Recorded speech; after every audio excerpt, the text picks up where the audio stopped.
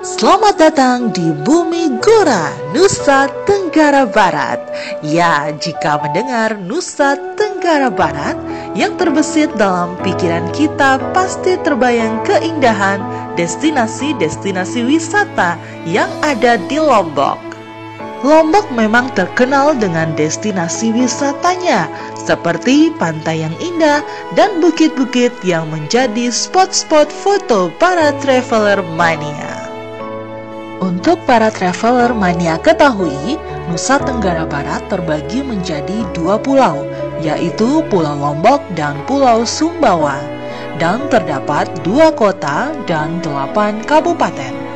Pada video kali ini, Direktorat Lalu Lintas Polda Nusa Tenggara Barat akan mengeksplor perjalanan yang ada di Pulau Lombok dan Pulau Sumbawa pastinya. Selain memuaskan para traveler mania sekalian dalam menjelajah wisata, kami juga akan memberikan informasi-informasi tentang lalu lintas dalam setiap perjalanan kami. Stay tune ya! Kita mulai dari Kota Mataram.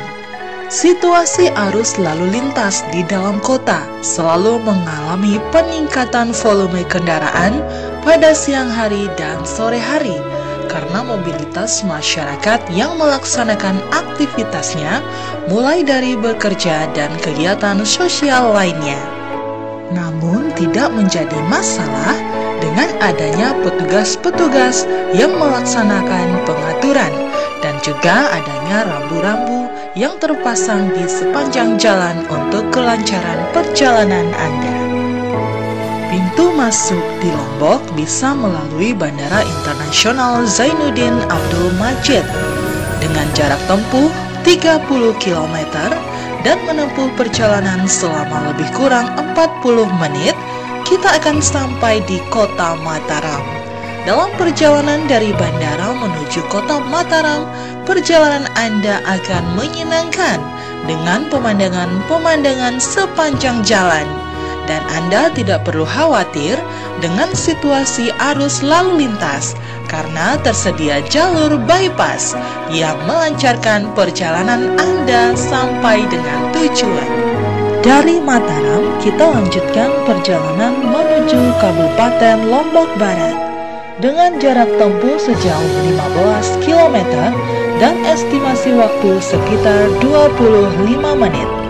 Di Senggigi terkenal dengan pantainya yang indah dan juga pemandangan sore sunset yang menyejukkan hati, akan memuaskan mata para pengunjung.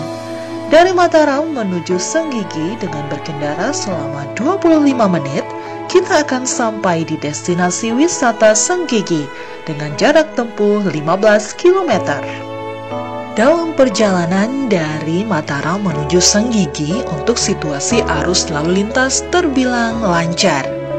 Namun untuk diantisipasi, terdapat beberapa titik rawan kemacetan, yaitu di Simpang Ampenai, Simpan Kebon Roe, dan juga Pasar Ikan di Bintaro. Namun kemacetan hanya terjadi pada pagi hari saja ketika kegiatan pasar berlangsung. Kita lanjutkan perjalanan menuju Kabupaten Lombok Utara dengan jarak tempuh sejauh 25 km dan estimasi waktu perjalanan sekitar 40 menit dari Senggigi Lombok Barat menuju Kabupaten Lombok Utara yang terkenal dengan destinasi wisata 3 gilinya. Ya, di sana terdapat 3 gili, yaitu Gili Air, Gili Trawangan, dan Gili Menong. Dari Senggigi, kita akan berkendara selama 40 menit untuk sampai di Bangsal, tempat penyeberangan menuju Gili. Dengan jarak tempuh 25 km, selama perjalanan dari Senggigi menuju Lombok Utara, para traveler mania akan disuguhi dengan pemandangan pantai di sepanjang perjalanan dan pastinya dengan situasi arus lalu lintas yang lancar dan nyaman.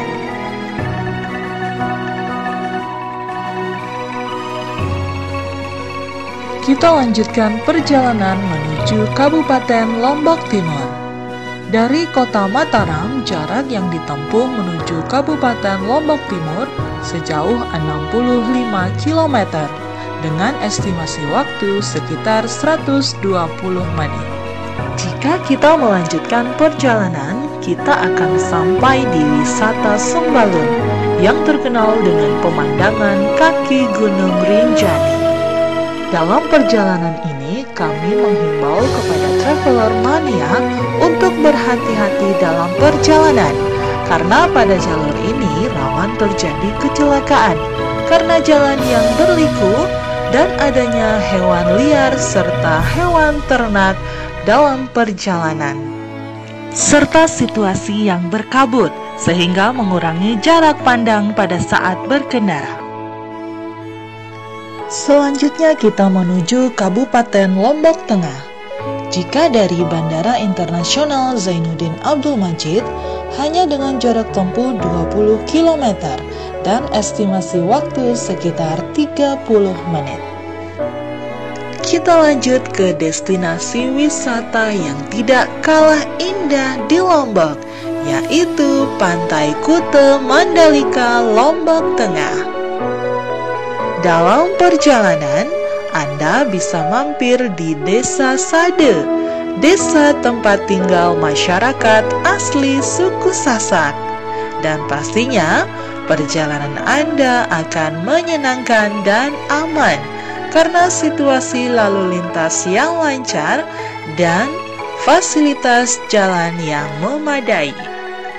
Selain destinasi wisata Kuta Mandalika, di Kabupaten Lombok Tengah juga akan ada event internasional yang pastinya akan menarik untuk dikunjungi, yaitu pembangunan sirkuit Mandalika untuk ajang MotoGP tahun 2021.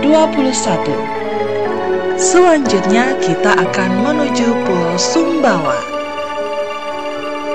Setelah sampai di Pelabuhan Kayangan, Kabupaten Lombok Timur, selanjutnya kita akan menyeberang dengan menggunakan kapal feri menuju Pelabuhan Pototano, Kabupaten Sumbawa Barat dengan estimasi waktu lebih kurang 120 menit. Sampailah kita di Kabupaten Sumbawa Barat.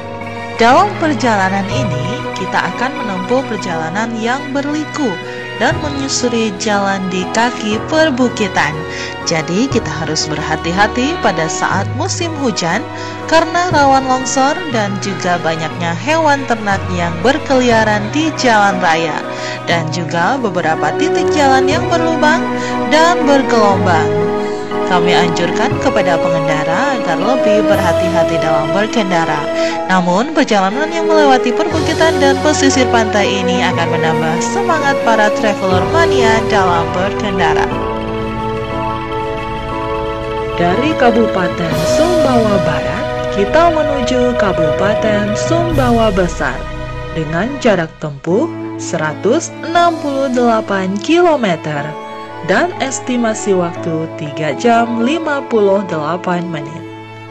Dalam perjalanan dari Kabupaten Sumbawa Barat menuju Kabupaten Sumbawa Besar, perjalanan kita hampir sama dengan pada saat perjalanan menuju Sumbawa Barat, yaitu melewati perbukitan dan jalan yang berliku. Kita juga tetap harus berhati-hati dengan adanya hewan liar yang berkeliaran di sepanjang jalan. Dan jangan lupa untuk menikmati keindahan alam sepanjang perjalanan. Karena jarak tempuh yang panjang, jangan memaksakan perjalanan ya. Gunakan waktu juga untuk beristirahat di tempat-tempat peristirahatan yang tersedia di sepanjang jalan.